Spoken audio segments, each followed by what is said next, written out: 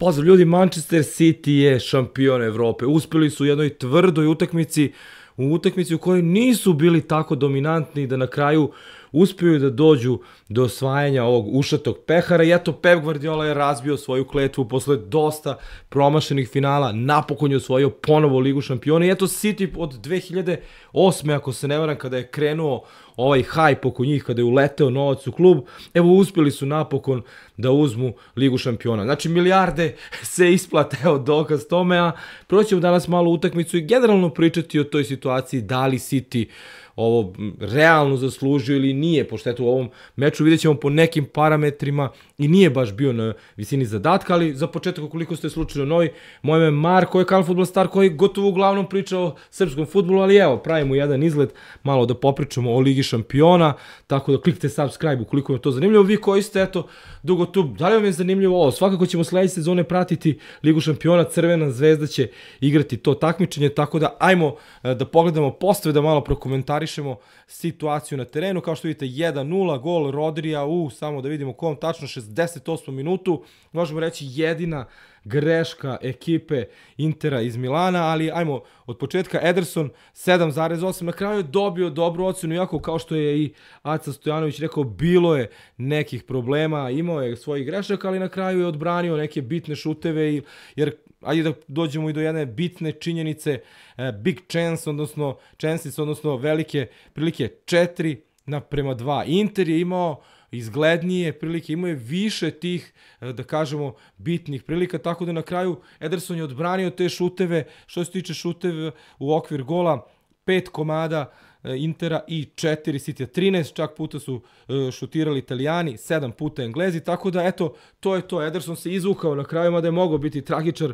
posle jedne greške da je Lautaro bio malo sigurniji, a Kanji, Diaz, Ake u zadnjoj liniji. Možda malo zanimljivo to što nema pre svega Vokera, ali eto, ideja je bila da se zaustavi taj desni bok, Demarko, koji je eto dosta špartao po toj levoj strani, desnoj strani City-a, tako da Kanji odradio dobar posao, na kraju imaju asistenciju, možemo reći zaista odlično su igrali. Bilo je grešaka, kažem, eto, i Kanji se nije razumeo sa Edersonom u jednoj situaciji, dosta su prolazili igrači Intera, lepo je Inzaghi postavio taktiku, dosta su igrali, da kažemo, na nekom ovom delu, kada su dosta, nisu ulazili plitko, nego su rano upućivali udarce sa 16 metara, ali ajmo da nastavimo dalje. Rodri 7,9, eto, dao je malo sličan gol, ajde da kažemo, i Bayernu iz Minhena, kada je isto postigao gol van 16, tako da sjajna utakmica za njega, kao i za Stonesa, dosta su bili dobri. Ono što su oni uspeli pre svega da zatvore tu sredinu, jer videli smo da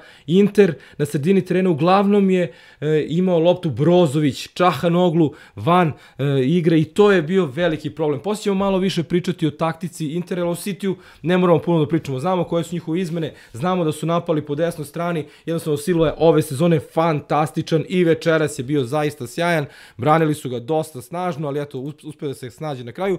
De Bruyne, nećemo pričati o oceni, nažalost morao je da napusti igru zbog povrede, eto, drugo finale, drugi put napušta igru zbog povrede, velika tragedija, a videli smo da Foden koji je ušao nije bio baš na visini zadatka, mogao je 2 puta 3 da interveniše bolje, odnosno da reaguje bolje, imao je onaj jedan dobar šut, ali na kraju ipak nije završio golu. Grealish 6,9 koji, eto, nije baš toliko napadao koliko Silva, 7,2, ok, razumem, nije ništa konkretno radio, ali ovaj momak je zaista bio odličan.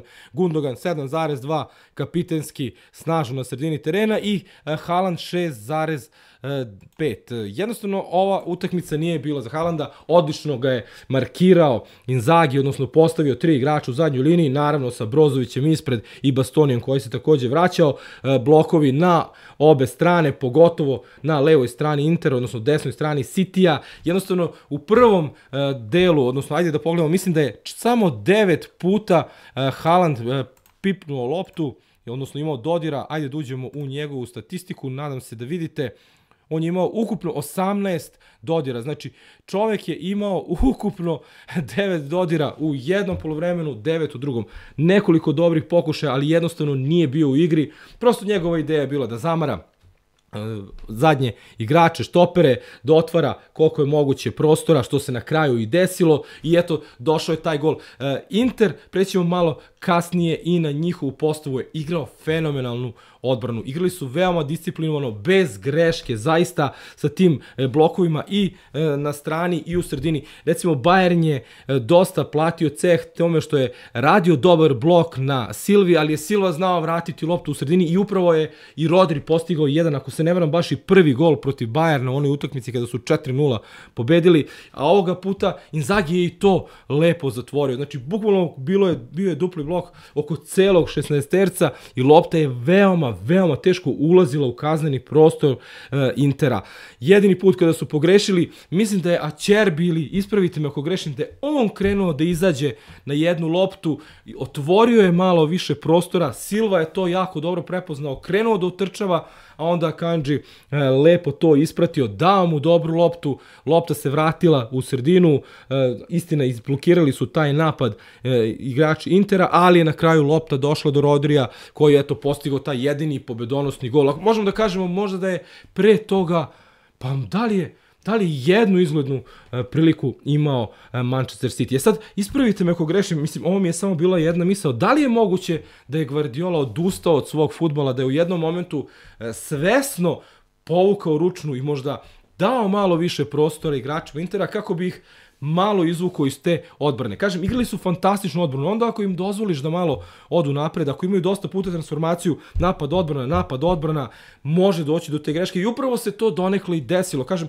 to je jedno istrčavanje, neću ponavljati koje, pošto nisam siguran, jedan igrač Intera je istrčao, ostala je rupa u odbrani, Silva je to iskoristio, a Kanji je to ispratio i eto, na kraju se ispostavilo da je to bio dobar potez. Kažem, da li je bio dobro smišljen ili ne, to je sada već neko drugo pitanje. Ajmo da pogledamo i kako je izgledala ekipa Intera. Onana na golu 6,9, Darmian, Acerbi i Bastoni u zadnjoj liniji.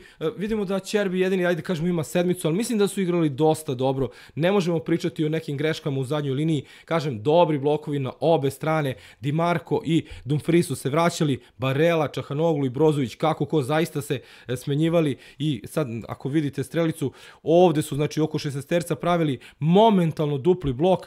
Jedan igrač je bio iza tog bloka za svaki slučaj, a jedan od veznih igrača se vraća u sredinu, tako da faktički kada je lopta bila na desnoj strani, Silva kada bi ostao sam, retko bi nešto pokušavao. U prvom poluvremenu ja mislim možda uspeo jednom da prođe, možda još jednom u drugom poluvremenu, ispravite me ako nisam dobro prebrojao, ali kažem, dosta su dobro igrali i zadnja linija može da dobije, da kažemo, prelaznu ocenu. Di Marco i Dumfries na dve strane dosta su bili ok. Dumfries je možda malo oklevao u nekim momentima kada je imao loptu, nije baš najbolje reagovao, možda je mogao biti malo brži, ali jednostavno nije ni bila ideja da on bude taj koji će da rizikuje pas, on koji će da ide u kreativnost, jer prosto videli smo večeras da to nije njegov zadatak, tako da možemo da kažemo su bili ok. Di Marco nenormalno puno posla i u napadu i u odbrani, prosto nevjerovatno, samo da vidim da li je ostao, da, nije ni zamenjen, svaka čast za 90 minuta, puno je pretrčao ovaj momak, zaista fenomenalno je igrao, eto, sad fenomenalno, možda su falili neki malo bolji potezi, možda je bilo nekih mogućnosti za boljim centar šutem, ali to su sada nijansi, nećemo ulaziti tako duboko u tu neku analizu. Što se tiče veznog reda, Barella, Brozović, Čahanoglu, vidimo Čahanoglu 6,3, jednostavno nije bio previše u igri, to je bio najveći problem, ali naravno pita se i protivnička ekipa, tako da jednostavno bio je dosta zatvoren. Brozović je dosta dobro igrao, vraćao se čak i u zadnju liniju, znao je Inter da se razvuče, odnosno da krene uslovno rečeno sa 4 igrača u zadnjoj liniji. Brozović je bio taj koji se vraćao po loptu i koji je eventualno čak i popunjavao te rupe. Dobro je Broz igrao, trčao puno. Barella bio dosta dobar.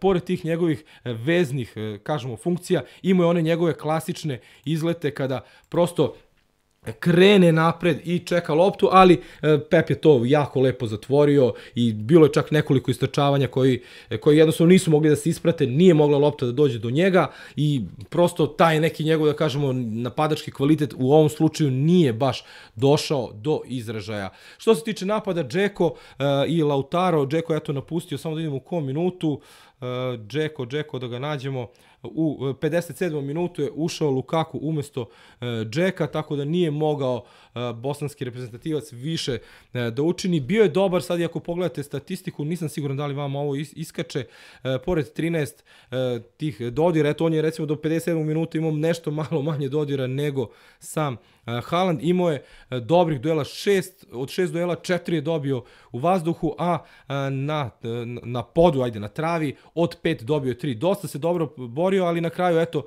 izgleda da je upravo i taj broj velikih duela na kraju ga koštao i same povrede. Što se tiče Lautara, odličan igrač, dosta agresivan u napadu, da izleti, da pritisne zadnju liniju, da odigra, videlo se da zaista želi, ali nekako je bio dosta mlak, ako mogu tako da kažem, sa loptom. Imao je onu jednu priliku na početku drugog poluvremena, kada su mu lako uzeli loptu, još par puta se nije najbolje snašao, ali jasno je da se na njega odbrana igrala veoma oštro i žestoko, nisu hteli igrači Citya da mu dozvole da bilo što radi s loptom, kako bi dobio loptu, momentalno mu se uskakalo u noge, ruka na telo, jednostavno bila ideja da se potpuno zaustavi, što su i uspeli i igrači Citya da urade. Što se tiče neke, da kažemo, taktike Intera, videlo se da City je ušao onako samouvereno, odigraju njihov fudbal, bez puno pritiska, bez nekog ogromnog napada. S druge strane, Inter imao jako dobru postavku u odbrani i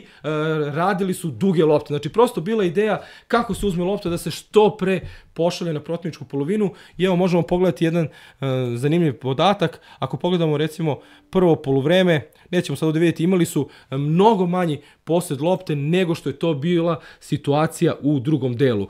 Prosto su pokušavali da što pre uhvate na spavanju igrače Citya, da urade nešto više, ali eto, na kraju taj jedan moment je presudio. Imali su još nekoliko prilika, Lukaku, neverovatno, kao i na svetskom prvenstvu, gde baš tamo, toliko je bilo praznog, ti si baš pogodio golman, ali jednostavno nije uspeo da postigne pogodak. Bila je još jedna ona dobra prilika, prečka kada je Di Marco pogodio, pa onda pogodio Lukaku, tako da Lukaku je izgledao tim odsudnim momentima, dosta muči sreća i eto, morat će možda malo bolje u nekoj narednoj budućnosti.